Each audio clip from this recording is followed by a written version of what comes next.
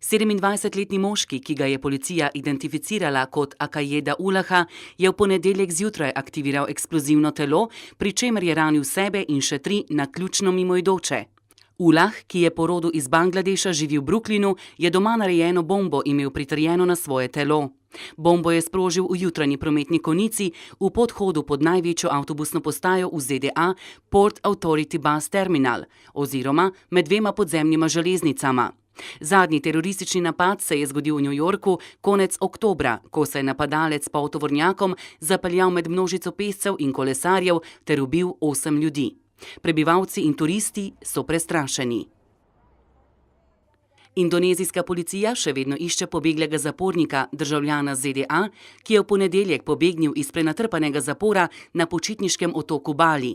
Christian Beasley je osumljen zločina posedovanja mamil. Iz celice je pobegnil tako, da je porezal jeklene palice. Zapor Kerobokan je 10 km oddaljen od glavnih turističnih plaž. V tem zaporu pogosto zadržujejo tujce, ki se soočajo s prekrškom posedovanja drog. Otroci v Veliki Britaniji so včeraj uživali v nepričakovanem prostem dnevu, saj so zaradi neugodnih vremenskih razmer bile šole zaprte. Zimski navdušenci in seveda predvsem otroci so izkoristili debelo snežno odejo, da so se s sankami spustili po večjih ali manjših klancih. Živali na kmetijah v Južnem Walesu so bile prav tako deležne neugodnih vremenskih razmer.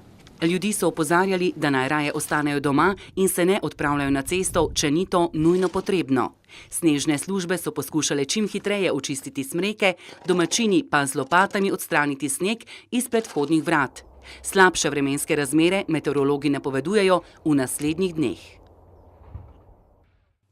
Iz Združenih držav Amerike poročajo o pomanjkanju božičnih dreves. Vzrok je v tem, ker so kmetje v recesiji pred 8 leti prenehali saditi drevesa. Sedaj so se začele kazati posledice. Primanjkljaj smrečic bi naj trajal tja do leta 2025. Če želijo imeti ljudje doma za božič božično drevesce, morajo priti ponj zdaj in ne odlašati na kasneje, ker jih morda potem ne bo več za dobiti. Povprečno drevo je lani stalo $75, kar je skoraj 2-krat več v primerjavi z letom 2008.